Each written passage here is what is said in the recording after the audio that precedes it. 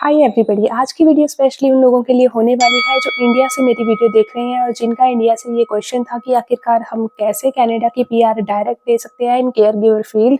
हमारे पास कितना एक्सपीरियंस होना चाहिए। मेरे पास ये बहुत सारा क्वेश्चन आ रहा था कि कब खुलेंगे इसके केयर गिवर के ऊपर वीज़ास, कब हम पीआर के लिए अप्लाई कर सकते हैं, कितना एक्सपीरियंस हमारे पास होना चाहिए। तो आज मैं अपनी इस वीडियो में हर एक क्वेश्चन आपका एड्रेस करने वाली हूँ। स्पेशली ये वीडियो आउटसाइडर्स के लिए रहने वाली है जो इंडिया पाकिस्तान से मेरी वीडियो देख रहे हैं।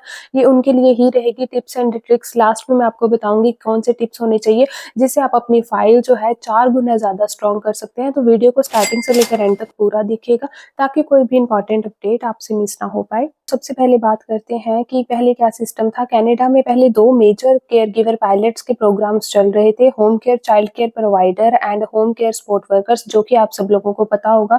इन दोनों के पॉइंट्स के थ्रू 2 साल के लिए आप लोग काम करते थे, उसके बाद ही पीआर अप्लाई करते थे। लेकिन ये दोनों प्रोग्राम्स जून 2024 के से बंद हो चुके हैं। लेकिन टेंशन लेने की कोई भी जरूरत नहीं है। कैनेडियन गवर्नमेंट ने ये अनाउंस किया है कि 2025 में एक enhanced caregiver program launch किया जाएगा, जिसमें शायद आपको जॉब मिलने के साथ साथ पीआर मिलने के भी चांसेस बहुत ज्यादा बढ़ जाते हैं। तो उनकी इस इंपॉर्टेंट अपडेट से हमें क्या समझ आता है कि इंडियंस के लिए ये क्यों इंपॉर्टेंट है। तो आइए समझते हैं। केयर गिवर्स उन लोगों के लिए बेस्ट होते हैं जो health care, nursing and Naini जैसे कोर्सेज में वर्क करने में इंटरेस्टेड होते हैं। इंडियन एप्लीकेंट्स इस फील्ड में ऑलरेडी परफेक्ट होते हैं और बहुत सारे, इंडिया के रिसेंट स्टडी की माने तो 75% लोग स्पेशली केयर गिवर फील्ड में ही हैं जो ऑलरेडी बाहर फॉरेन में जाकर अपना इस फील्ड में फ्यूचर बना रहे हैं और ऑलरेडी यहाँ पे पढ़ाई कर रहे हैं। तो आप खुद देख सकते हैं कि इस फील्ड में इंडियंस का कितना ज़्यादा रुझान है। तो बहुत लोग मुझे ये भी सवाल कर रहे थे कि दीदी हमने जो है सिंगापुर जाके ऑलरेडी केयर गिवर के ऊपर जॉब की हुई है या हमारे पास इंडिया का ही एक्सपीरियंस है, तो क्या वो क्या काउंट होगा, क्या उसके जरिए ही हम कनाडा की पीआर ले सकते हैं। तो बिल्कुल यस। इस पे कनाडा गवर्नमेंट ने कोई भी ऑफिशियल अनाउंसमेंट नहीं की है। आपके पास एक्सपीरियंस होना चाहिए, डजेंट मैटर वो इंडिया से है या किसी एनी अदर कंट्री से आपने जॉब की है या फिर स्टडी की है। एक्सपीरियंस होना चाहिए, लेकिन वो फुल टाइम का एक्सपीरियंस होना चाहिए। उसके बाद आपका आइल्स टेस्ट या इंग्लिश टेस्ट जो है वो रिक्वायर्ड रहता है। आपको ज़्यादा स्कोर्स की जरूरत नहीं होगी, लेकिन स्टिल आपको इतनी कम्युनिकेशन आनी चाहिए कि आपको सामने वाला बंदा क्या कह रहा है उस बात की समझ आनी चाहिए। क्योंकि आप लोगों को ये समझने की ज़रूरत है कि आपका जो है कोर्स, आपकी जो है जॉब, वो स्पेशली वो है जो लोगों के साथ एंगेज करती है। अगर हम किसी सामने वाले बंदे की बात ही नहीं समझ पाएंगे तो हम उसकी प्रॉब्लम का सोल्यूशन कैसे निकाल कर देंगे। ठीक है, तो कनाडा ने ऑलरेडी ये ऑफिशियल अनाउंसमेंट कर दी है कि उनकी 80% पॉपुलेशन जो है वो एज्ड है। तो आप खुद सोच सकते हैं कि आप लोगों की डिमांड कितनी ज़्यादा बढ़ने वाली है। बहुत सारे लोग मुझसे पूछ रहे हैं कि हमारे पास 7 महीने का एक्सपीरियंस है, 9 महीने का एक्सपीरियंस है। तो जी अपना एक्सपीरियंस, एटलीस्ट अपना एक्सपीरियंस जो है ना आप 1 साल का रखिए टू बी सेफ। वैसे तो वो 6 मंथ्स वालों को प्रेफर करते हैं, लेकिन मैं कहूँगी कि ज़्यादा से ज़्यादा जितना आपके पास हो उतनी आपकी फाइल अच्छी होती है, उतने आपके चांसेस ऑफ गेटिंग पीआर ज़्यादा होंगे। 2025 के लास्ट तक आपको कुछ अच्छा सुनने को मिल सकता है क्योंकि इसके बहुत ज़्यादा चांसेस हो गए हैं। ऑलरेडी कनाडा इतना ज़्यादा फ्लैक्स हो चुका है।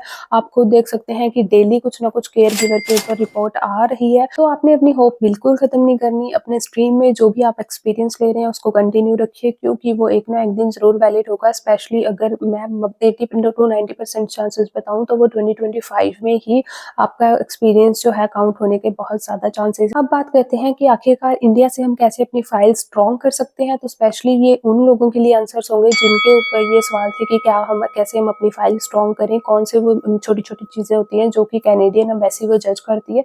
तो मैं उसके ऊपर आपको बताऊंगी। तो सबसे पहले अपनी जर्नल आइल्स का टेस्ट दे दीजिए, अपनी इंग्लिश का स्किल्स अच्छे रखिए, इंग्लिश के स्कोर्स अपने अच्छे रखिए ताकि आपको किसी से भी कम्युनिकेशन करते हुए कोई भी प्रॉब्लम ना हो।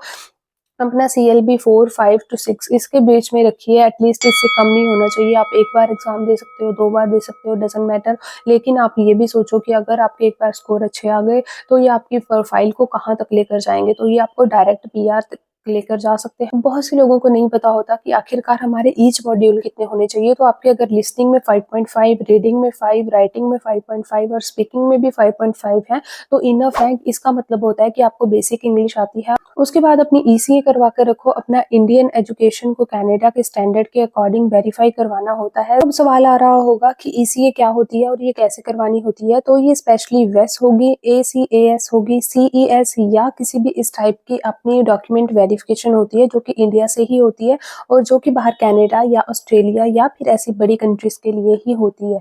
उसके बाद बात करते हैं वर्क एक्सपीरियंस की। मैं वर्क एक्सपीरियंस को आपको थोड़ा-सा डिटेल में बताती हूँ। इंडिया में नैनी, चाइल्ड केयर या एल्डर वर्कर के लिए काम कर रहे हो तो उसे प्रॉपर्ली डॉक्यूमेंट करो। सैलरी स्लिप्स और रेफरेंस लेटर या फिर एक्सपीरियंस लेटर्स को इकट्ठा करो। ये नहीं है कि हमने किसी के पास काम कर लिया, हमारे पास कोई एक्सपीरियंस लेटर नहीं है, हम सैलरी कैश में लेते हैं तो उसका कोई भी एक्सपीरियंस नहीं काउंट होगा। ठीक है, आपके पास डायरेक्ट बैंक में टाइम टू टाइम सैलरी आनी चाहिए और आपके पास उस चीज़ का एक्सपीरियंस एंड उस चीज़ का रेफरेंस लेटर ज़रूर होना चाहिए। आपके पास जो है एक्सपीरियंस फुल टाइम ही होना चाहिए। ये नहीं है कि हमने 1 महीना काम किया, 15 दिन हम ऑफ थे, फिर हमने काम नहीं किया जी, फिर हमें खुद को कोई मेडिकल इशू हो गया था। ठीक है, ऐसा टूटा हुआ ऐसा ब्रेकिंग जो है एक्सपीरियंस वो बिल्कुल काउंट नहीं होगा। आपके पास कंटिन्यूअसली फुल टाइम एक्सपीरियंस होना चाहिए, जिसकी सैलरी आपके अकाउंट में आती हो सिर्फ वही काउंट होगा। ठीक है, उसके बाद बात करते हैं रिज्यूम एंड कवरिंग लेटर की। तो आपको सिर्फ कैनेडियन स्टाइल में ही रिज्यूम और कवरिंग लेटर बनाना है, इन द सेंस कि अगर आपका जो है आप जॉब अप्लाई कर रहे हो या फिर आप पीआर अप्लाई कर रहे हो तो आप खुद वेस्ट नहीं करते, आपका रिज्यूम एंड आपका कवर लेटर ही सामने जाता है। तो मेक श्योर आपका रिज्यूम एंड कवर लेटर दोनों ही हाई स्टैंडर्ड के होने चाहिए। अगर किसी को नहीं आता तो मुझे अच्छे खासे कमेंट आएंगे अगर मैं पूरा ट्यूटोरियल लेकर आ जाऊंगी कैसे हमें रिज्यूम बनाना चाहिए। उसके ऊपर जो है हमें कीवर्ड्स कौन कौन से डालने चाहिए, कौन कौन से कीवर्ड्स होते हैं जो आपकी प्रोफाइल को, आपके रिज्यूम एंड सीवी को एक यूनिक टच दे देते हैं, तो उस चीज़ के लिए मैं आपको बता दूंगी। अगर आपको नहीं पता तो आप मुझे कमेंट सेक्शन में बता सकते हैं। कुछ लोगों ने फर्स्ट एड किट का जैसे एक्सपीरियंस लिया होता है या फिर सर्टिफिकेट होता है, जैसे कि सीपीआर हो गया, फर्स्ट एड हो गया या कोई भी ऐसे छोटे छोटे कोर्सेज होते हैं जिन्होंने उनके पास सर्टिफिकेट होते हैं, उन्होंने लिए हुए होते हैं। अगर आपके पास ऐसे कोई सर्टिफिकेट है तो आपके लिए बहुत ज़्यादा बेनिफिशियल है, आपका ये प्लस पॉइंट है, आपको इसको साथ लगा सकते हैं। इससे ज़्यादा होता है कि आपको थोड़ा एक्सपीरियंस है, आप थोड़े क्वालिफाइड हो, तो इससे आपकी प्रोफाइल पे अच्छा इम्पैक्ट पड़ेगा। तो जॉब हंट के लिए हमेशा रेडी रहो। मैं कुछ वेबसाइट्स बताती हूँ जैसे www.jobbbank.gc.ca या फिर www.nannyservices.ca या फिर www.indeed.ca। ये डायरेक्ट एम्प्लॉयर्स को यहाँ से कांटेक्ट करो और जॉब ऑफर लेटर जेन्युइन लो। फेक एजेंट से बचो। जितना फेक एजेंट्स आपको कहते हैं कि हमसे जॉब ऑफर लेटर ले लो, हमें इतने पैसे दे दो और हम आपको जॉब ऑफर लेटर दिलवा देंगे, तो बिल्कुल फेक होते हैं। उनके ऊपर कभी ट्रस्ट मत करो क्योंकि ऐसे लोग सिर्फ आपके पैसे खत्म करने के लिए बैठे हैं, खराब करने के लिए बैठे हैं। मैं कभी आपको ऐसी सलाह नहीं देती कि आप किसी को भी कोई पैसा दो। तो जी यही थी आज की वीडियो और उम्मीद करती हूँ वीडियो आपके लिए हेल्पफुल रही होगी। ये बहुत अच्छा टाइम है अगर आप ट्राई कर रहे हो क्योंकि कनाडा इस टाइम बहुत ज़्यादा फ्लेक्सिबल है। अगर आपके पास 1-2 महीने का एक्सपीरियंस शॉर्ट है तो आप उसको पूरा करके जो भी डॉक्यूमेंट्स में कमी है आप उसको कंप्लीट कर सकते हो ताकि आपकी प्रोफाइल जो है पीआर के लिए रेडी हो, ताकि आप इंडिया से ही पीआर लेकर कनाडा में जा सको। And thank you so much, आप मेरी वीडियोस को इतना ज़्यादा प्यार दे रहे हैं। मैं कोई भी एजेंट नहीं हूँ, लेकिन मेरा काम होता है आप लोगों के सही सही जानकारी पहुँचाना और मुझे खुशी होती है क्योंकि मेरे बहुत सारे ऐसे सब्सक्राइबर्स हैं जिन्होंने पीआर ली है और जो ऑलरेडी कनाडा में हैं और जो ऑलरेडी पीआर ले भी रहे हैं। मैं उनकी टेस्टिमोनीज आपके साथ शेयर करती रहती हूँ। आप मुझे अपना प्यार यूँ ही देते रहिए ताकि मैं आपको जेन्युइन गाइडेंस देती रहूँ। Thank you so much for watching. Bye bye.